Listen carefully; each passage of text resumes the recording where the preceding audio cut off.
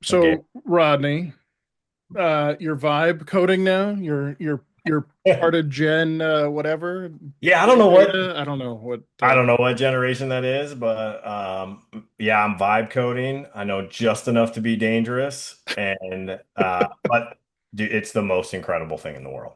So for those that don't know what vibe coding is you use artificial intelligence, kind of in plain English, tell artificial intelligence what you're trying to accomplish, and it spits out code. I copy and paste that code into a text editor, right, and do the things. And like 8 times out of 10, it works pretty well. You normally have to fix like little stuff. You know, because my English is not good enough to explain to the robot exactly what I want built. But anyway, 8 times out of 10, it probably works mostly. And then the other 2 times out of 10, it throws an error, which I copy and paste back into ChatGPT, and it tells me how to fix it. It's the most. I, uh, 8 times out of 10, it works mostly. Like Yeah, it exactly. Right. Yeah. just really underscoring how awesome we are at statistics. Yeah. But I will say it's it's incredible what you can build with very little experience, very little time invested in it. So, what are you working on? Like, what are you trying to make? So I'm working on some software for myself that helps me keep track of like percent sold for farmers and kind of current market values and just like a super light ERP system for farmers, right? It's not for I'm building it for myself. This is not for Sure. like for Nobody sale else or is gonna have to look at what you've put together. no, and I should be clear for any like actual engineers that listen to this podcast, of which there might be a few, like I'm not making enterprise software. You could never sell what I'm making to anybody else. It's like really hacky, right? But Mhm. um, much more powerful than Excel. Okay, Yeah. nice. Yeah. Um, is there anything that you've tried to do that you haven't been able to do yet? Numerous things. So it's actually, uh, you know what I've learned about engineering in the last 5 years is, especially in the grain business, I think Okay. we have these like things in our head that we just know, right? And about the grain business. And when you try to articulate it to an engineer, or in my case, ChatGPT, it asks questions back that is like, hey, how exactly does this work? Or why do you do this thing? And I'm like, I don't have any idea why that is, right? Like, I wish I could think of a good example, but I mean, I'll give a bad example. So one of the things I have built out is discounting the cash curve in the future because of the cost of money, right? So simple enough. So like, Well, let's talk yeah. about what that is real quick, because I Yeah. think that in of itself is a concept that doesn't make its way to a lot of places. Sure. So, grain business today, I've got corn planted out in the field. I don't, by the way, I don't actually farm, but in this fictitious You farmer, know a guy. I know a I guy. know a guy's got some He's corn. got corn planted in the field. He's gonna, um, he's gonna, have crop to sell potentially in October. Hmm. So what he has to do is decide when to sell it. So logistics are a totally different thing. But let's just assume, hey, I've got the logistics. Do I want to sell October priced corn, or do I want to hold it and sell December corn? Right? That's a good Hmm. example. So 9 times out of 10, there's a carry from October to December, and it makes sense to just sell December. But once you get outside of October, they're like January should be higher than December in price because it should pay you for storing grain, right? I'm watching your face here. I don't think I'm doing a great job. No, it's not that you're not doing a great job. It's there's so much in the sentences that you're saying that is packed. There's so many things that you assume somebody knows. So I would ask, let's keep it to just what do you mean when you say discounting a cash flow? Yeah, okay, perfect. So if I'm holding corn in my bin or whatever, and I have the choice to sell December corn at 450 or January corn at 450, right? Hmm. I'm gonna eat some interest more than likely, or opportunity cost, or whatever, in not taking that money from December to January. So if they're the same, I should sell December, right? Do you mind if I just say what you I would love said to. again? Yeah. So I've got corn, and I'm not going to say December and Jan. I'm going to say I can sell it on January 1st or December 1st, Yeah, right? Like, you were saying logistics aren't really an issue. In either case, I can bring it in.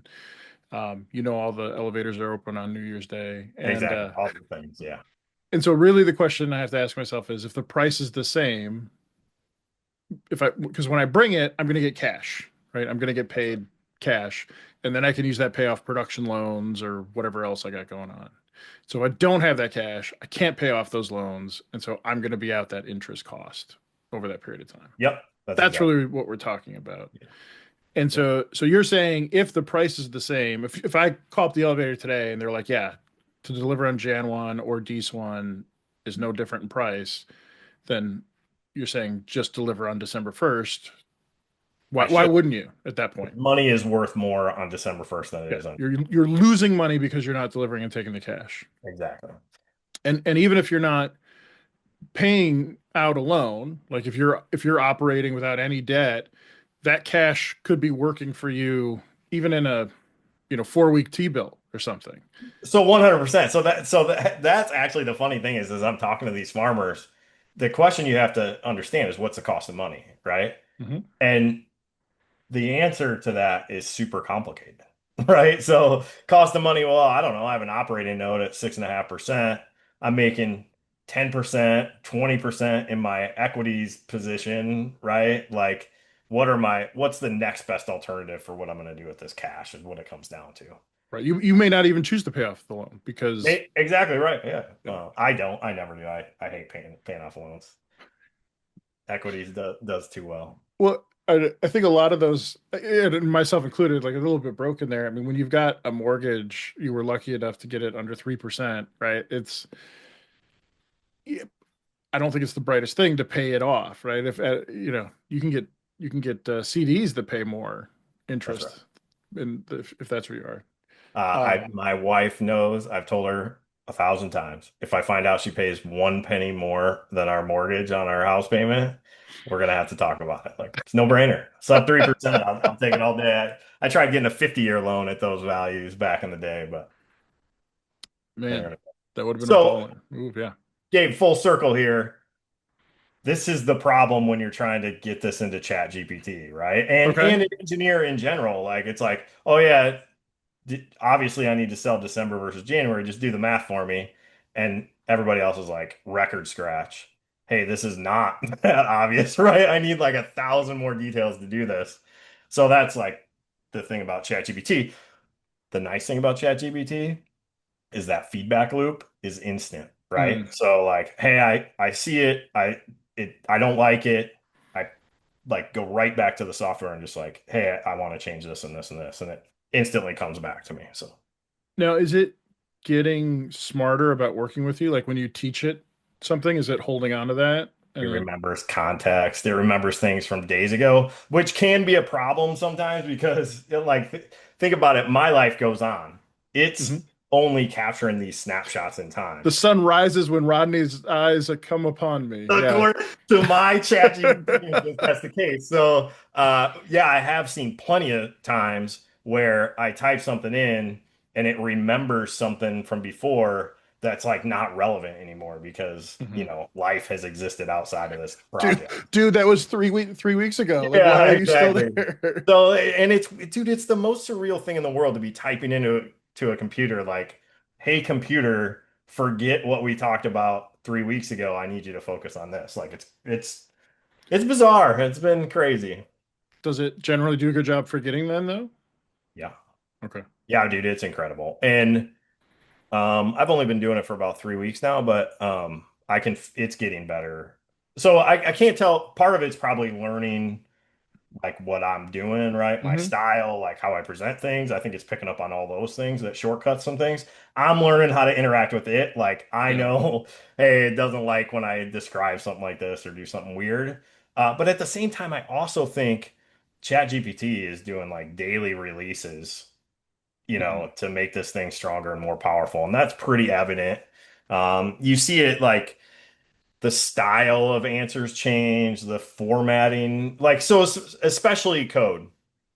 So 3 weeks ago when I started, it was like it would print out on the screen what you needed to type in. And like sometimes you could copy it and paste it, and like sometimes it didn't format very well. But now it's like spitting out a text editor document, Okay. essentially. So I can't tell if that's because it's learning what I want or if it's upgraded or whatever. Sure. But Um, cool. yeah, Sounds like fun. it's interesting. What's new in Boston? What's new in Boston? That's a great question. Um, I've gone 2 weeks without board game night at my house, Oh, and so that's since the pandemic, that's probably the longest it's yeah, that's a been. big deal. Uh, so You we're playing again tomorrow. So okay? First um, time, and so this would be in week three, essentially, that yeah, you're yeah. playing. Well, so I did play 2 weeks ago at somebody else's house. Okay. We didn't play here because my wife needed uh, she had a bunch of work to do and like didn't want a bunch of idiots And you host coming over game to the night? place. What's Like that? that you host game night at your place all the time? Almost every time, yeah, Yeah. yeah. Other than those exceptions, And how many game nights have there been? a lot. Yeah, So we looked this up the other day because every once in a while we get somebody new in and they kind of ask for like the history. And so a couple things to note. So one, we've been doing I think it's 8 years. I think we've been doing game okay, night for 8 years. Obviously there's a big chunk during the pandemic when we didn't play. So I you know, but 8 years ago is when we started. It started with my we had been living here for a while and I didn't really know any of the neighbors. Like I'm not great at that, but it sure. was a awesome summer day and I didn't have anything going on. And one of my neighbors was sitting on his porch, like middle of the afternoon, and I was like, "Hey man, you want to have some beers tonight?" And he's like, "Yeah." Nice. It's like, "Cool."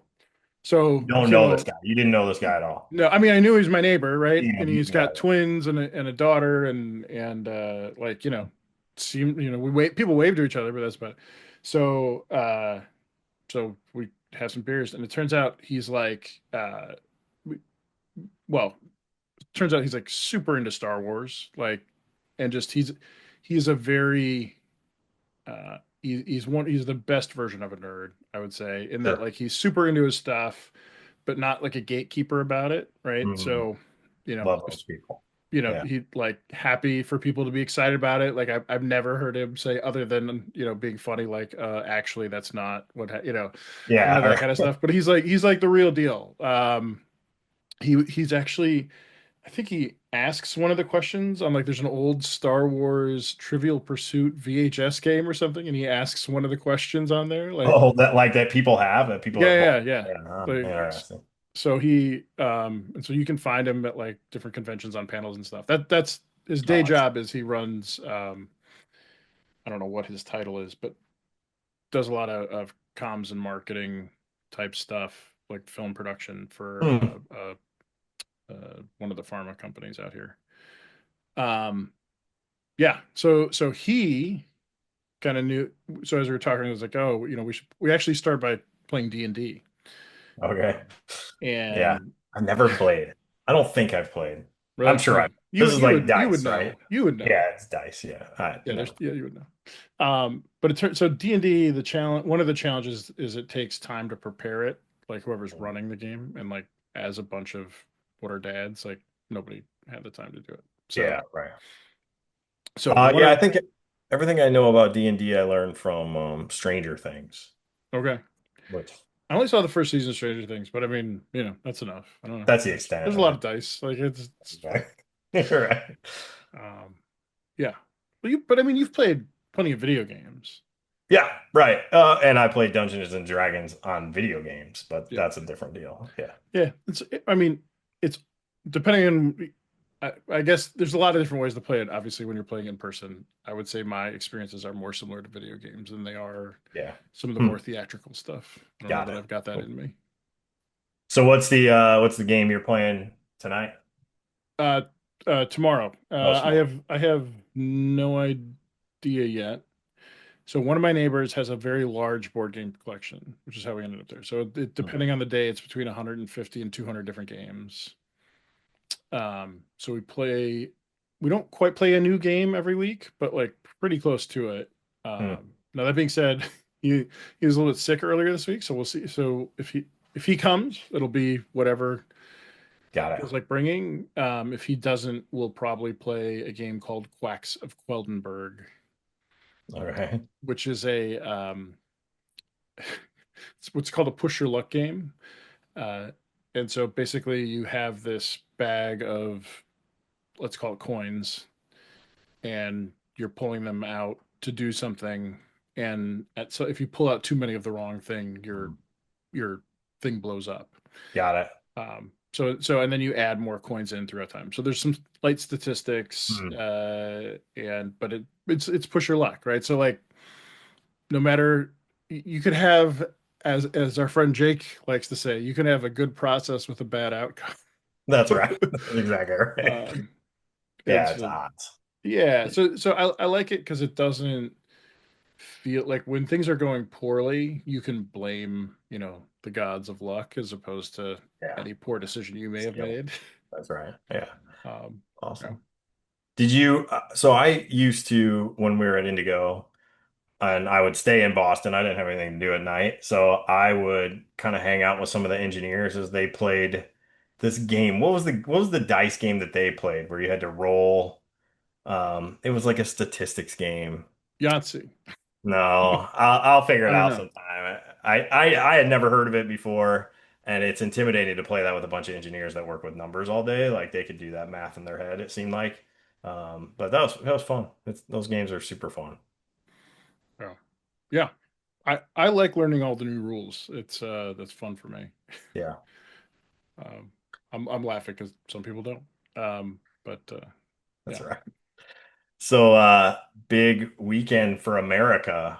I don't know if you noticed that. You catch the news this week. I mean, what what happened in America this weekend, Rodney? Well, it didn't happen in America. It happened overseas, kind of, but seemed like tariff talks made some progress over the weekend. I don't think many people anticipated that. It turns out we like stopped every war that's happening. I haven't been following that closely, but man, when I woke up and Peace on listened. Earth. Yeah, it was like the Sunday evening or the Monday morning news was like, hey, the world has changed and Monday's gonna be great. Yeah, I mean the market's gone up a little bit on that. I think. I guess I, I saw the tariff talk. I haven't looked at the volatility index, which I think would be the thing most on my mind. Yeah. Which for people who don't know, there's a index that shows you what the volatility currently priced into the market is one way to think about it. Um, and if I remember anything from this administration's previous term, like believing that whatever happened yesterday or today will be what's happening tomorrow is probably a recipe for disappointment. For sure. so Yeah. I have trouble getting too heavily invested one way or the Sure. other. Yeah. I think I often found myself as the person saying like, yeah, I don't think the tariffs are really going to hold more than 90 days for a long time. So I'm not super shocked now. Now that they've stopped, do I think the talk is going to stop? Absolutely not. Like That's right. I'm sure we'll hear it about again in, a week or two's Yeah, time. I agree. I think volatility should go up based on this news, right? Like things look good, but also at the stroke of a pen, things could be very bad Yeah. very quickly. And the other thing I've seen is the bond market still struggling. I mean, so leaving aside the specifics of the impacts of the tariffs, I mean, fundamentally, the U.S. as a reliable player in the space, like in the Mhm. global macro space, is undermined now, and so like that hurts a lot of our what was cheaper access to capital, broadly speaking, and that will it's really easy to make that go away, and it takes a long time for it to come back. So that's probably the more uh, pressing set of Sure. thoughts, right? Yeah, that I think about. So, how does that affect tomorrow for you? Um, well, happily, I have my mortgage at sub 3, so like Sure. there's like I'm not making a lot of decisions there. I I've there are people that I do talk to who are thinking about buying houses or land or things like that. And there's a lot of hesitation to pull the trigger based on that. I think, let's see, I think broadly speaking, the uncertainty about like employment or income or cash flows is always there. It's things like this make them more tangible. Yep. Um, and that being said, I think in part in reality, because the risk of a lot of those things has gone up. I remember years ago when we were at Cargill during the financial crisis, uh, when there was a series of grain companies stopped buying grain. You Yep. remember this, right? Oh yeah. Yeah. They Talk literally about stopped buying grain. uncertainty around your job when your job is to buy grain. Definitely for that. Yeah. And like so, Cargill was the last large grain buyer to stop, and it was incredibly frustrating because it was a couple days ahead of that. Cargill was like, "We're not going to stop," because everybody else was stopping, and then and then the bank knocked on Cargill's door. Was like, "Hey guys, yeah, you are going to That's stop," right. and so they yeah. And I remember the CEO at the time. You were probably there. I think he spoke at the national sales meeting. Oh yeah. He said there were two things that stuck out. He's like, one, I've never been happier to be in the business of food. Like, I'm really glad we're not building TVs right now. Yeah, I do Uh, remember. Yeah. and then the other thing was, he's like, look, we broke our promise. Like, we came out, we said this thing, we didn't do it. Like, we now have to like, we can't tell people that we're going to do better. We have to behave ourselves into being better.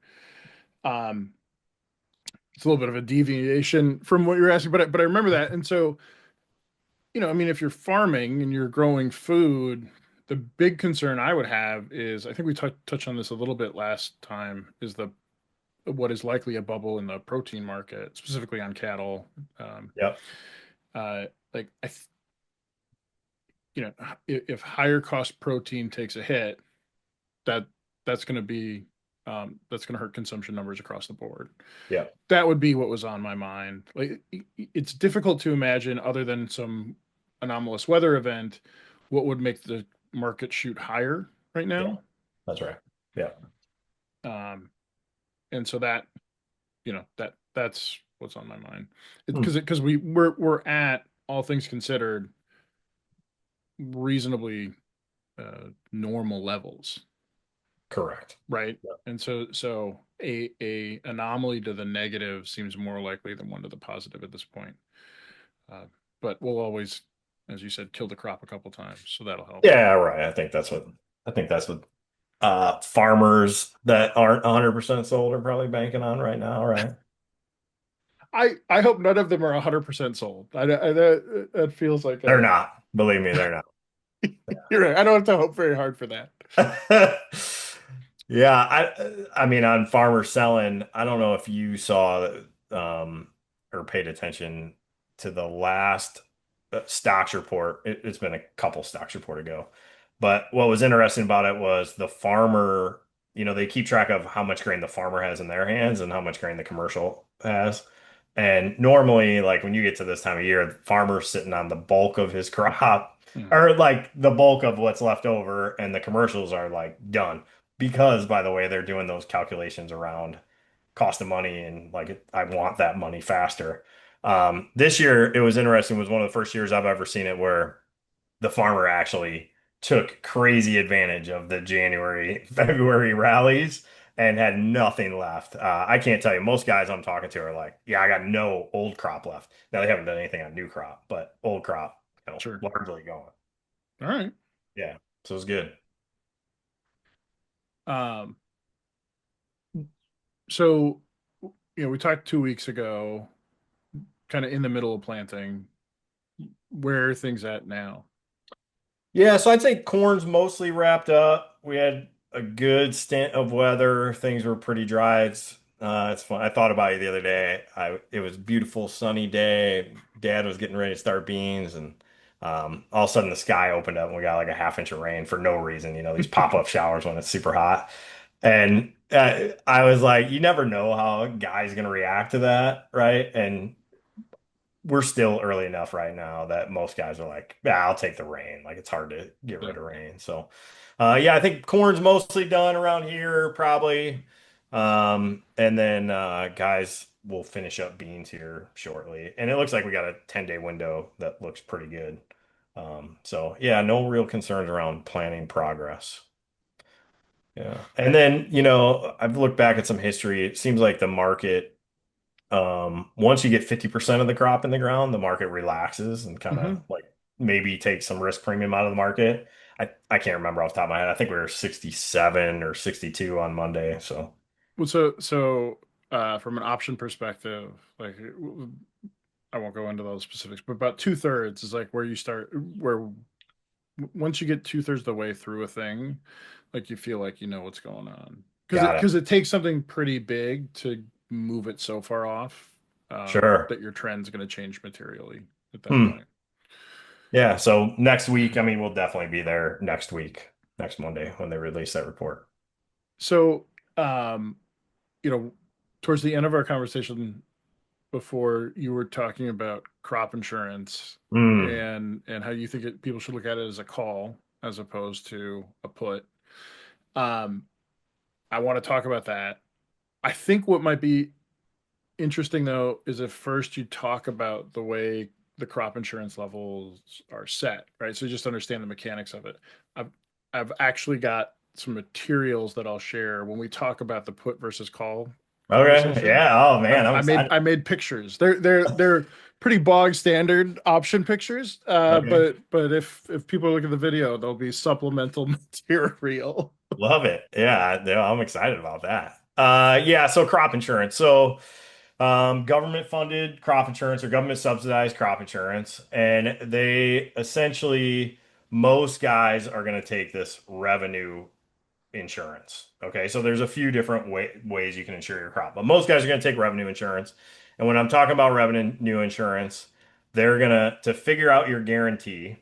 So the farmer has a history of how much grain he's raised per acre, right? So it's a yield estimate that goes into it. I don't know all the details of that calculation, but it's like, hey, the insurance company says, hey, farmer, you're going to raise 189 bushels, right? That's your Mhm. guarantee. Then we take the average. Go ahead. Well, I was gonna say I can actually talk about that Oh, because good. we Yeah. did a pretty deep set of work a couple different times around crop insurance. So the way the yield is set. So just to be clear, Rodney's talking about the revenue insurance, which is ultimately yield times market price, That's and right. there's some timing on that, and so Rodney will touch on that. But the yield portion, it depends because if you just bought there's a recognition that as an individual you may be a better or worse farmer than whatever the average is. And if you just bought the ground, what you basically you use the count, I think it's the county level yields, and they'll use the 5 year trend. If you've been farming that ground, and I forget if you have to do the full 5 years or some amount of time, then Yeah. they'll look at your trend and use that as it.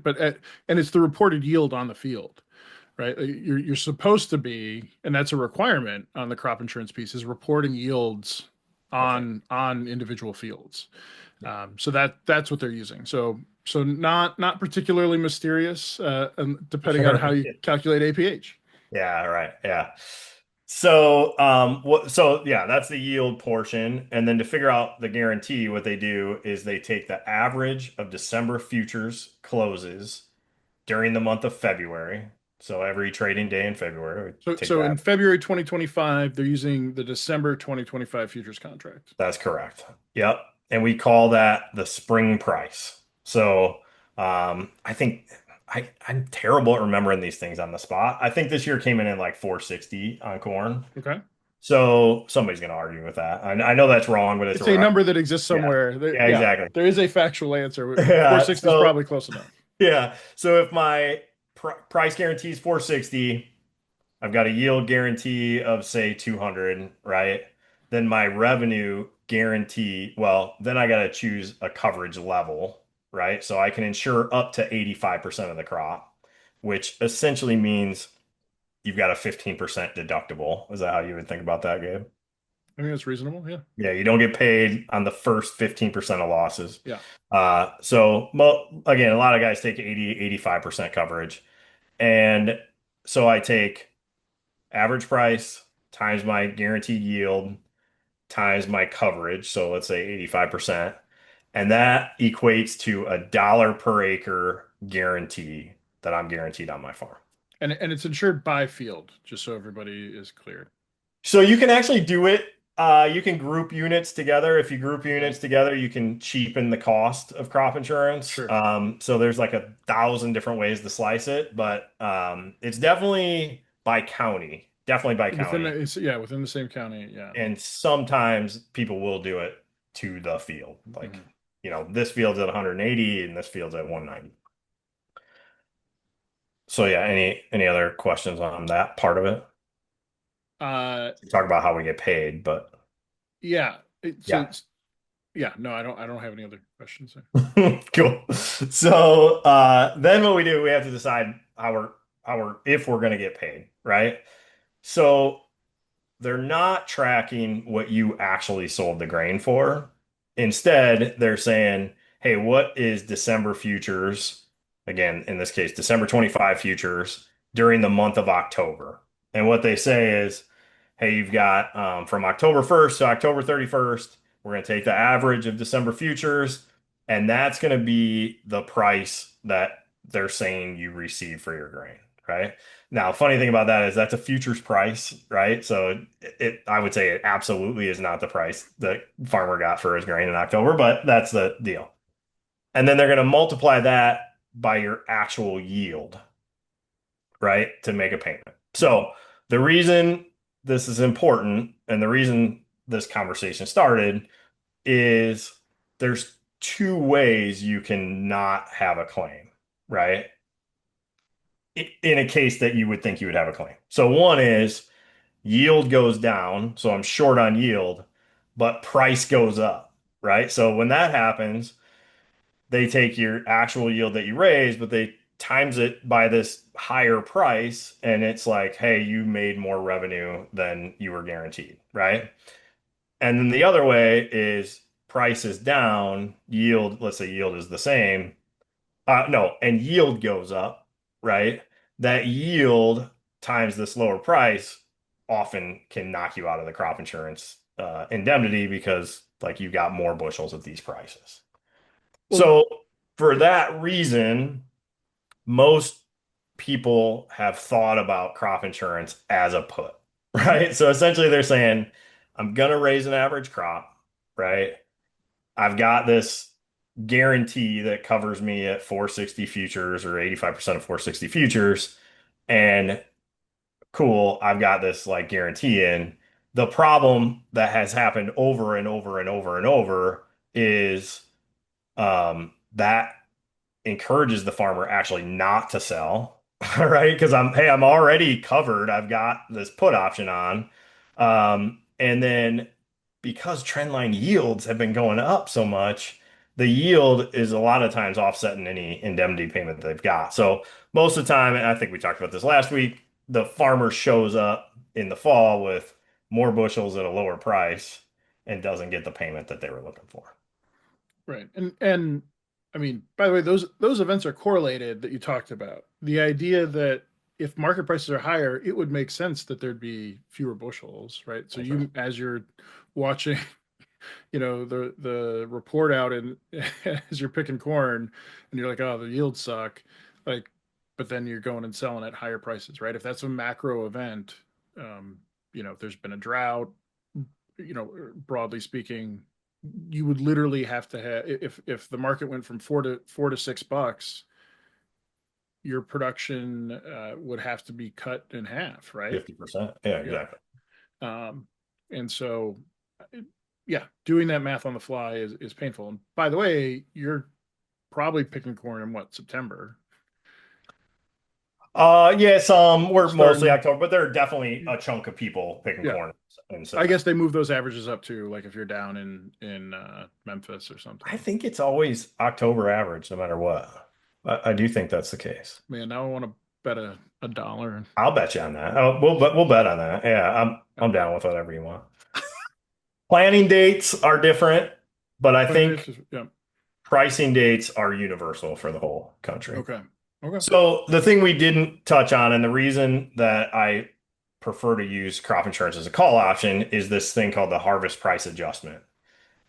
So essentially, that spring price is my minimum price Hmm. that I'm guaranteed for my indemnity. When my indemnity payment comes, I actually get the higher of the fall and the spring price. So if the market rallies like crazy, my guarantee actually goes up It with that resets. rally, right? So that actually keeps us, in theory, from your scenario where, hey, corn went to $6. Now I need to raise half the bushels. Actually, the way this very particular crop insurance product that we're talking about here, right, works is if the market goes to $6, now my guarantee went from 460 times 200 to $6 times 200. So a reduction in yield, will likely pay in that scenario. Hmm. Yeah. Okay. So you think about it as a call option because of that.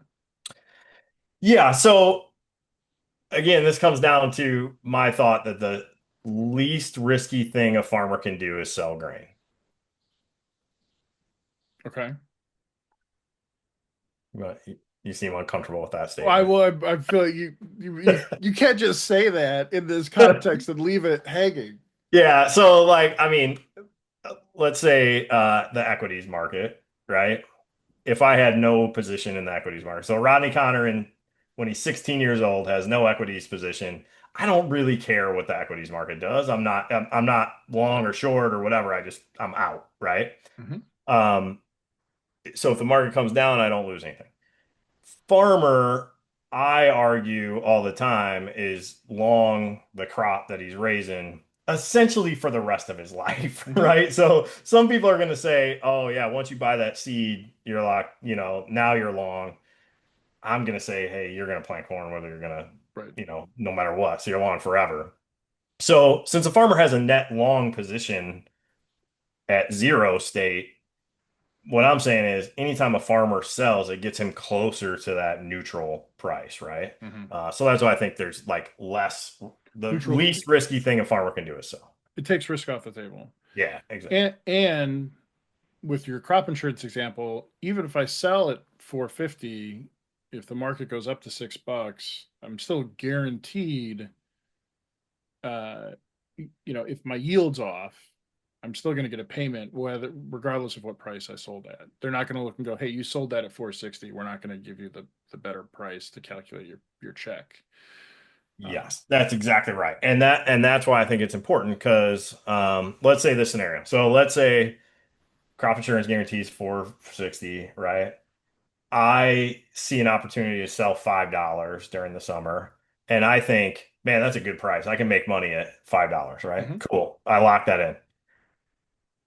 If in the fall, then the market screams to $6, mhm. right? And let's say I raise no bushels, I'm like out, right? So I'm gonna have to buy out of that contract. That's actually the farmer's like biggest fear is having to buy out of a Yep. contract.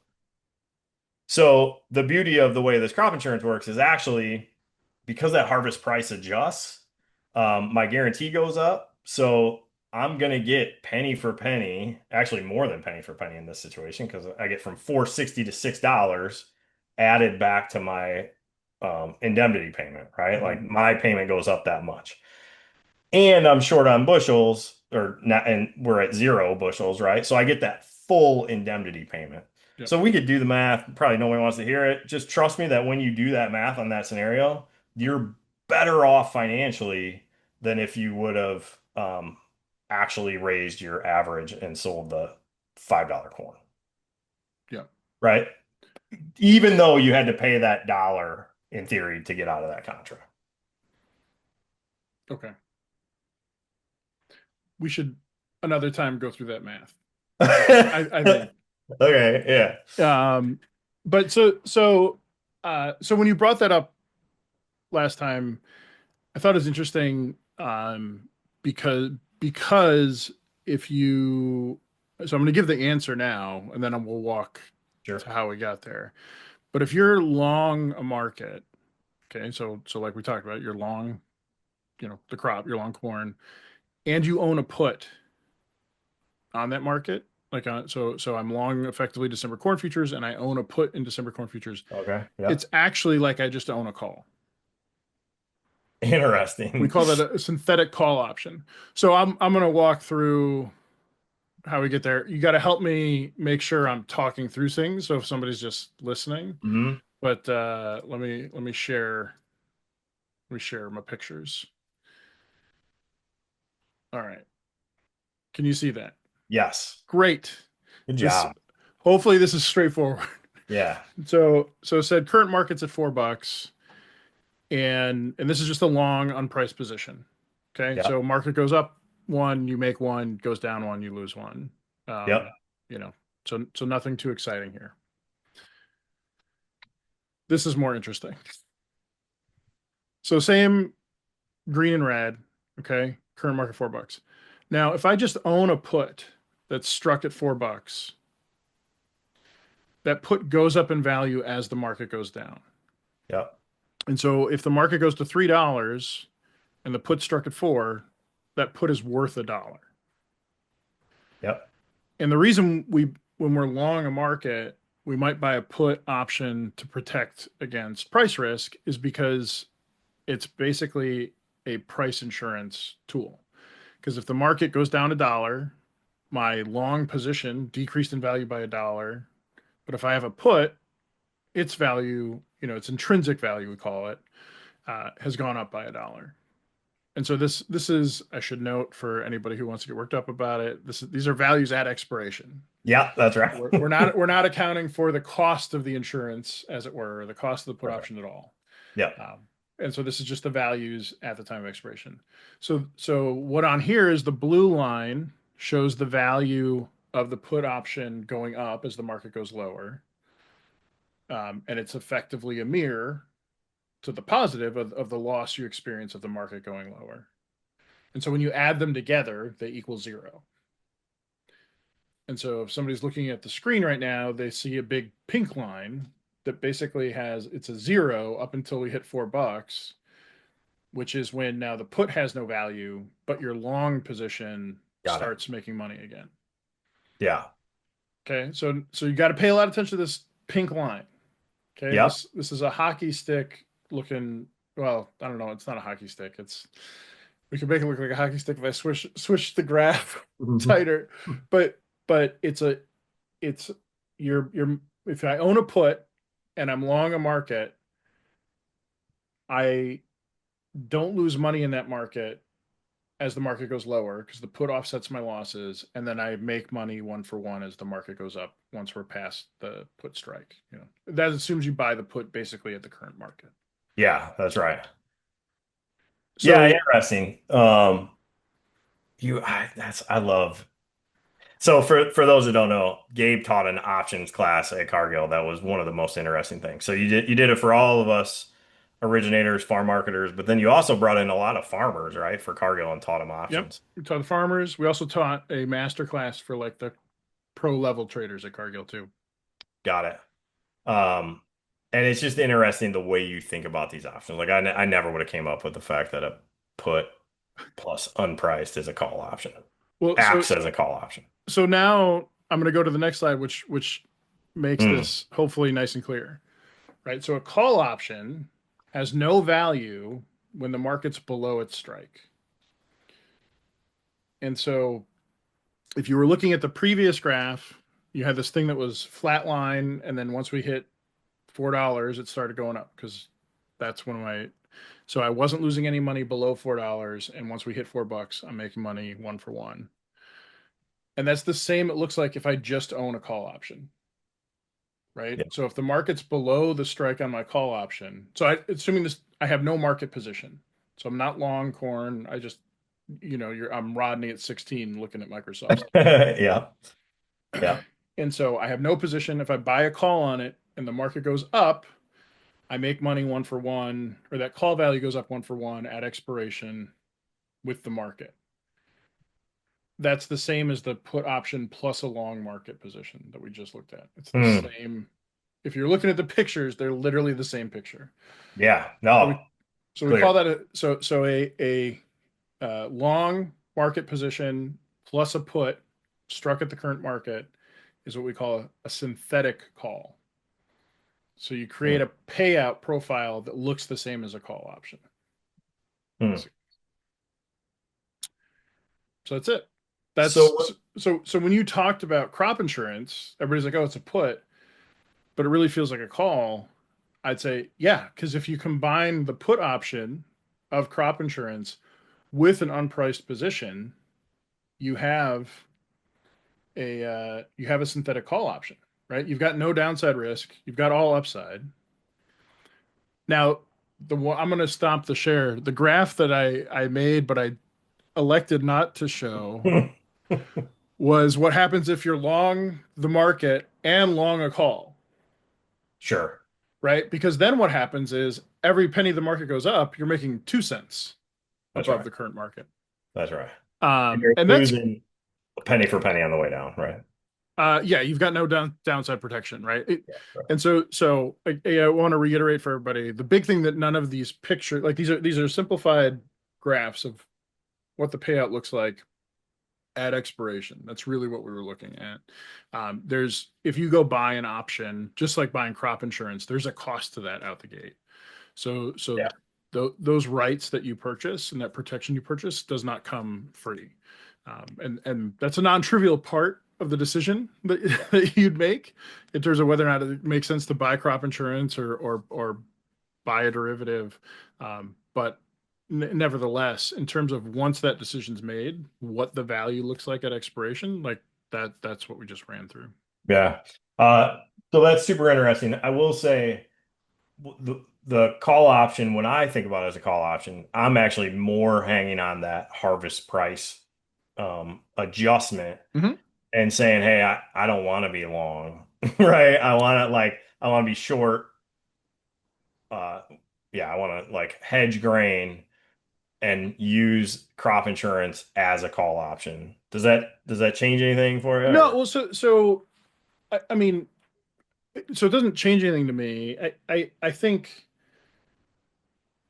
so. I think if you don't do anything, you're looking at what already is a synthetic call option, yeah, assuming you're going to produce your average yield, that's right. right? Like your yield doesn't deviate from whatever's expected, and really what that is downside price protection, and you've got unlimited upside. If you price the grain, so you take that component away, all then you have is the upside remaining, That's right. Got right? it. If that crop insurance pays out, that just gets added on top. Again, assuming you're in line with average yields. And Yeah. and as you said, if you go through an actual loss event where your yield, beans get hailed out or something, Hmm. um, then the math looks different, uh, but you're unlikely to be worse off if if you've priced grain in line with your expected production. Like I Correct. think that's an Yes. important thing to keep in mind. Like Yeah. you shouldn't be pricing 100% of your grain Yeah. on May 15th. I think.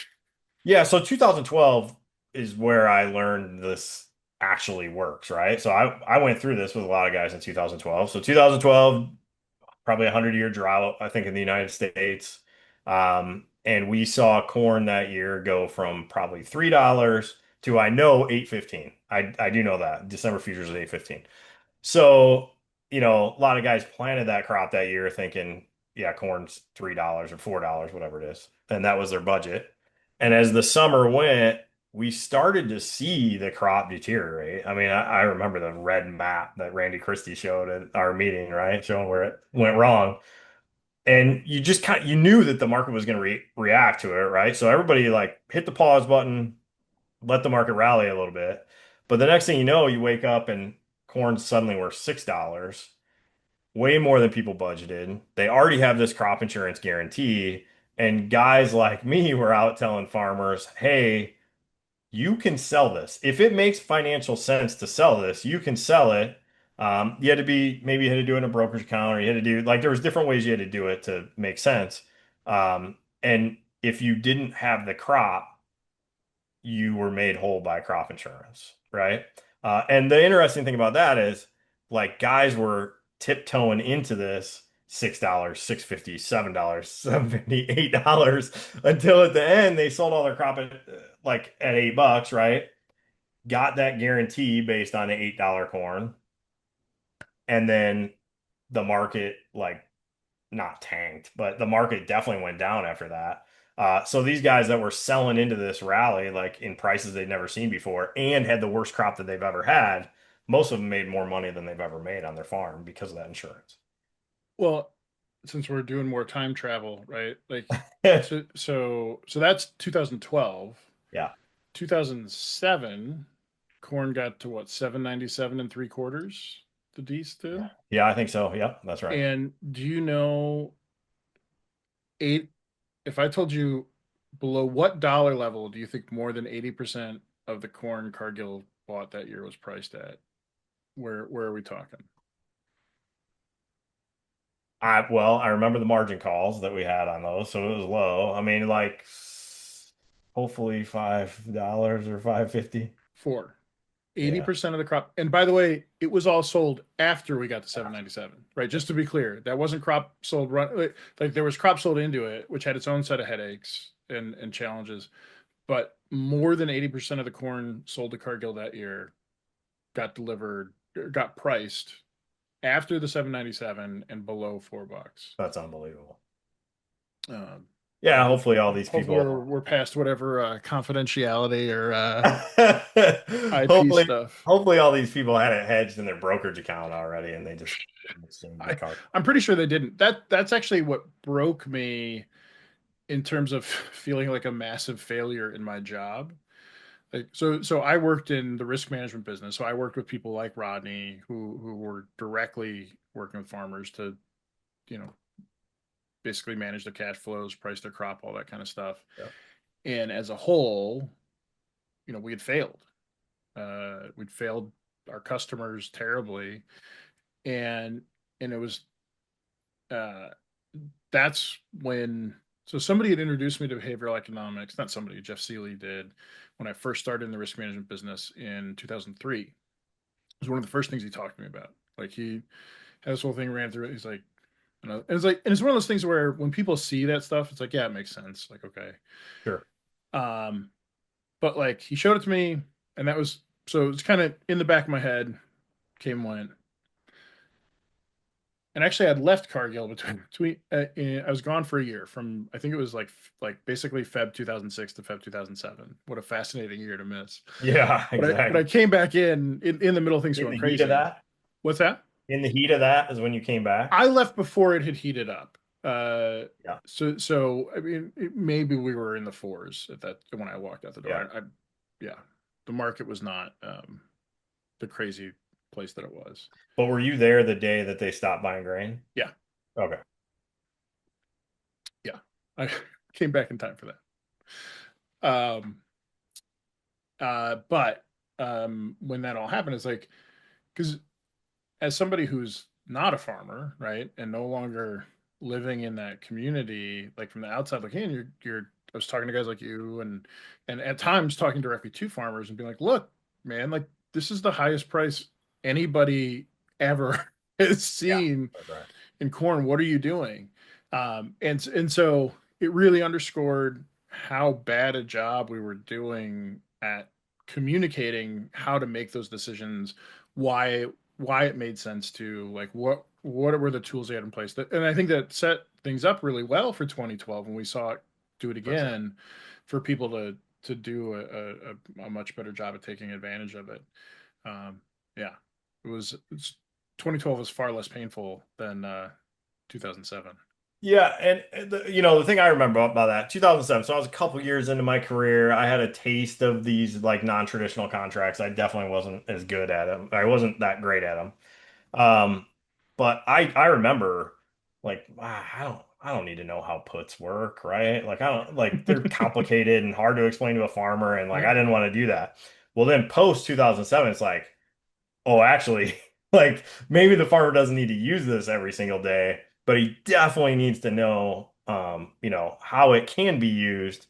And now it's, hey, given the market conditions today, what tool makes the most sense? Like that is not necessarily a flat price contract, right? And probably unlikely a flat price contract in a lot of scenarios. Right. Yeah. Yeah. Yeah. Um, so okay, it's May 15th. Yeah. What what's my next when's the next time I'm pricing grain? So we had a nice little rally here on soybeans. I think we've rallied based on this China agreement. We've added, yeah, like, I mean, this week, I guess we've added like 40 cents to the futures market. But from the dip, we've added 90 cents. So back in April, when these guys were really making those planning decisions, we planted 90 or we've added 90 cents of value. So we've seen guys starting to sell those soybeans a little bit, taking advantage, just dipping their toes in the water. Again, I think it's really hard to sell grain, um, at a unprofitable level, right or wrong, which we'll know in 6 months. I'll tell you if that was a good idea or bad idea. But it's really hard to do that when you're coming into a season that historically has higher volatility, higher opportunities, right? Um, the trick is, as I said, so if if the weather changes in some bad way, right? Dries up. Like that's the kind of thing. So weather dries up, people get nervous.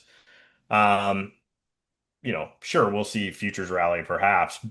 The problem is that same farmer is out there looking at his own field saying, well, yeah, the price is higher, but I need a higher price because, maybe I'm not going to raise 240 bushel corn. Maybe I'm going to raise 200.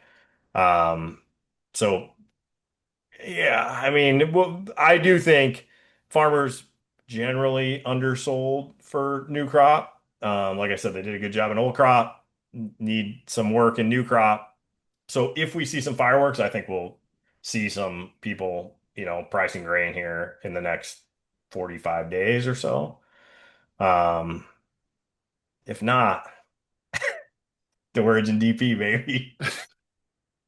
Have you talked to our buddy Cello in Argentina at all about I haven't had a chance to. Yeah. oh man, you gotta bug him, see what his models are saying. We have a mutual friend who runs a AI driven pricing um, tool for the Argentine farmers, more focused on soybeans, but it works on corn too. And so he's got it down to like 5 decisions a season. Yeah. Um, and so I yeah, we should have him on next week and see what his algo's spitting out in terms of how sold people should be. Yeah, I love his strategy. I've seen his work a long time ago. I'm sure it's come a long ways now. I really like that. I also have this feeling, I'd love to know what you think about this. Like, I think markets are completely random. Like, I really, to my core, believe, sure, there's financial analysis, there's technical stuff, blah, blah, blah. In the end, I really think markets are just random. So I want to take advantage of profitable levels inside of randomness. But dude, I've talked to people about this that are like, you're wrong, you're absolutely wrong. And I concede maybe I am wrong. But Well, so I would say I mean it's a deeply philosophical question, right? Like yeah, I think at the least to a human they appear random, yeah, right? With I would say moments of fundamental clarity. But like, the current value for a thing, whether it's corn or a share of Apple stock or a car, um, is kind of a that feels random to me. Mm, And modern markets are more functions of updates to underlying information, like updated, like so it's responses to fundamental changes. yeah. It's not a fundamental valuation, if that makes sense. It does make sense. And like, so let's talk weather.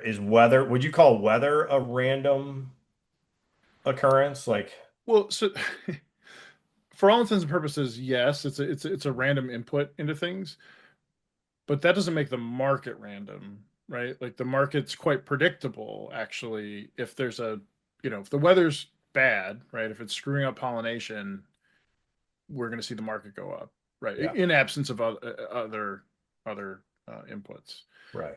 changing. I think the harder argument to make is why corn is at 450 or whatever it is at today. Mm, I yeah, think that's a really hard argument to make. And that, again, that's true for almost anything unless you're like cost plus. But like as I think you said last time, the buyer doesn't really care what it costs you to grow the corn. Like yeah, right, right, like the market doesn't care what it costs you to grow it. It doesn't right. care because it's not a fundamental. The price isn't fundamentally driven. Um, yeah. So yeah, that Um, so I think it's unpredictable in the sense that understanding weather in particular in like this type of market, but also when you have individuals with an incredible amount of authority that can through policy drive massive swings Yeah, in macro things, like that's a whole nother thing, right? Like now you're relying on the whim of an individual whose interests are probably not aligned with yours, right? In that's terms right. of whatever it might be, Yeah, um, on the market side, and so that's but both those things are random, um, yeah, and so I think to your point, making decision, trying to time a market is a recipe for disaster. yeah, Like that's an easy one. Very, that's the old "I'd rather be lucky than smart" thing. yeah. There's a lot of people lost a lot of money being right. That's right. That's right. And that's a way of saying like somebody might have been right about something, but the timing was off, Yeah, and it costs you. So making decisions based on what's what allows you to achieve certain goals is that's probably the most reliable process. Um, like you said, we won't know till 6 to 12 months from now whether or yeah, not pricing today was better than waiting a year, right, and selling it as old crop out of the bin. But you so, but if you've made decisions that allow your business to continue or grow, like it's tough to get down on too much, even though they can be really frustrating. yeah, for sure. And that frustration comes from opportunity cost, right? Like, Yeah, I mean, that's when it comes. I missed opportunity that I could have had, but as long as I did that at a profitable level in the first place, hopefully I'm farming for another couple of years. another couple weeks. Yeah. I, I'm going to continue to say I think this cattle market is actually the biggest potential foil in the whole thing. Downside, you're saying. Downside. Downside. I Yeah. like if I hear protein or premium protein consumption starts heading down, which I would put beef in that category, Yeah. like that starts to trigger alarm bells for me from Yeah. a corn usage. Are your neighbors complaining about beef prices today? Is that a Oh, thing? so they're not, Okay. but there's a guy we'll have on at some point. Um, so he and I talk occasionally about the price of. So he lives in rural Nebraska, and I'm in Boston basically. And so he was talking to me. He buys hamburger from the Cargill plant where he lives, like Okay. directly from the plant, right? Box Yeah. beef, and he was calling up because I think he was pissed because of how expensive the hamburger was. And I forget what price it was at. I went in to my local Trader Joe's.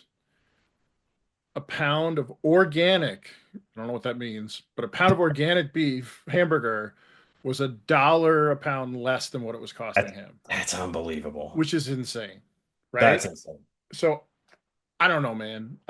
So no, I mean, people are here aren't complaining too much about it. Like, remember, cost of living here is different. Like, it's just more Yeah. expensive Right. overall, and so even if the price goes up a quarter here, that's a much smaller impact than it going up a quarter, you know, in rural Sure. Illinois or Nebraska. Yeah.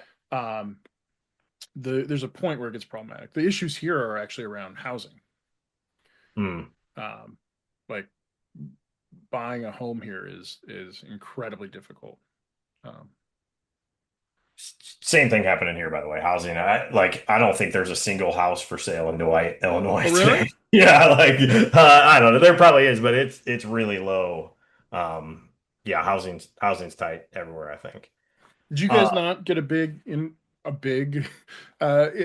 influx of people when I mean, out here there's this huge move where Thanks. people were leaving cities because the houses were so much cheaper. Did you guys get any of that? Definitely got that, and that's what snatched up the houses, right? But people are Like, staying now. yeah, right, Okay. yeah, yeah. Man, there's something I was going to ask you about the beef thing. Yeah, I don't know. But you're not nobody's cur oh no, I was gonna how does that happen? How is beef in Nebraska more expensive than Dude, I don't know, in man. Boston? Well, and it's not just beef, it's fucking organic, right? Like, which Yeah, carries a premium price on it to start with. It yeah, should at worst be, the same price as the non-organic version. yeah, And you would right. just box it up with the Yeah, non-organic and away it goes. I I don't know, man. Like, so I don't know. I don't know if it's a difference in demand here or what. yeah. I was at I think I don't know if I told you the story, but this winter I was down or spring kind of. I was down in Florida and had my first ever mahi mahi sandwich. So I Okay. like fish, whatever. I'd never had mahi mahi before I had it. And we were at a restaurant that was like on a pier, like it was the catch of the day. Like Gabe, that fish was caught on a fishing pole off the pier next to the place I was eating at, right? Like Sure.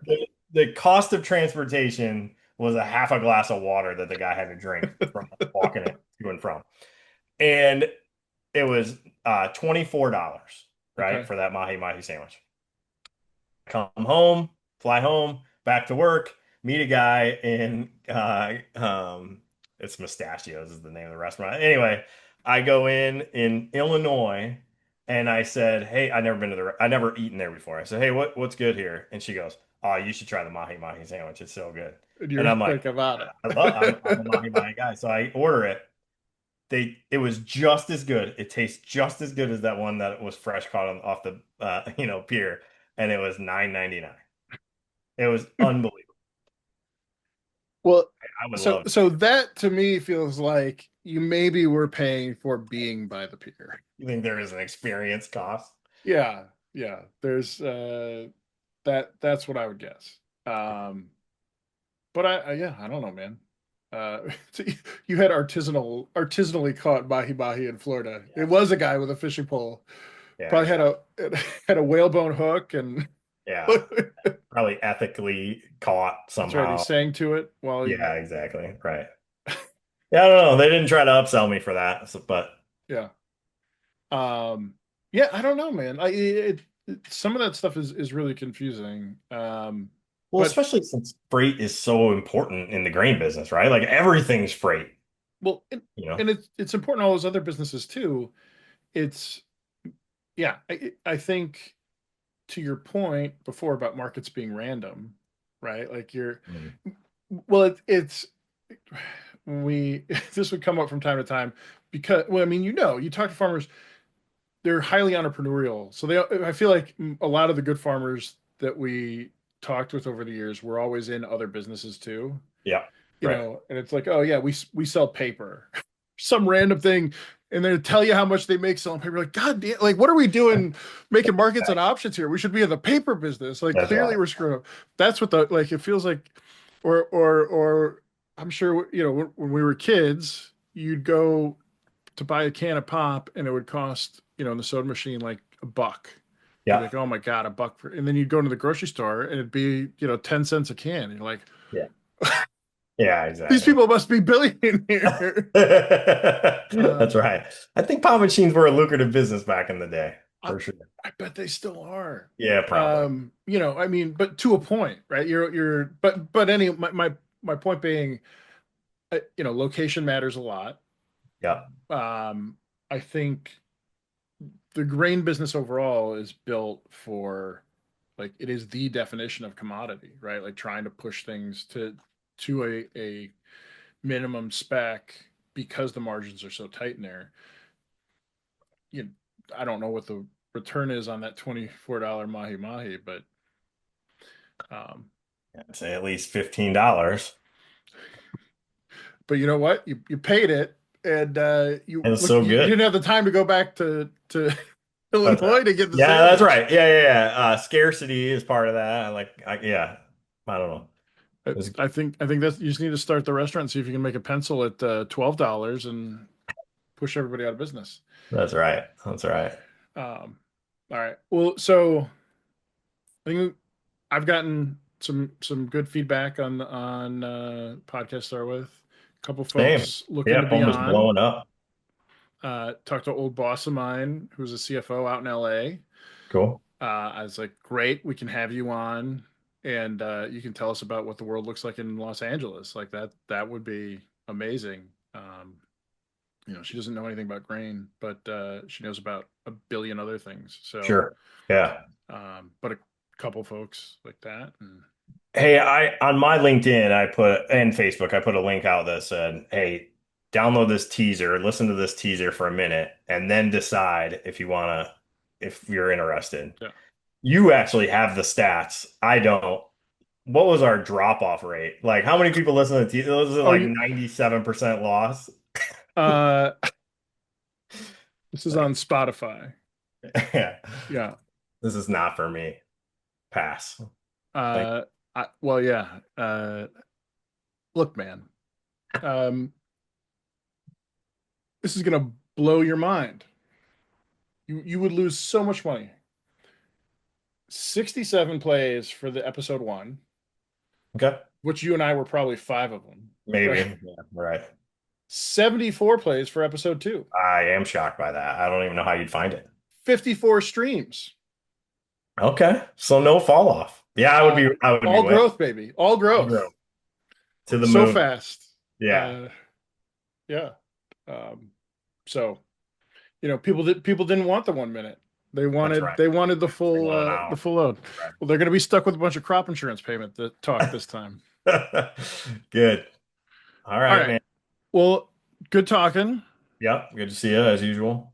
I expect planting to be fully done next time we talk. I would think we would be wrapped by the time we talk. I want to know next time we talk the hardest question you got asked between now and then. Okay. Yeah, that's good. I'll be Yeah. listening for that. Yeah. Cool. All right, Thanks, man. Gabe. Good to see you, man. Have a good one.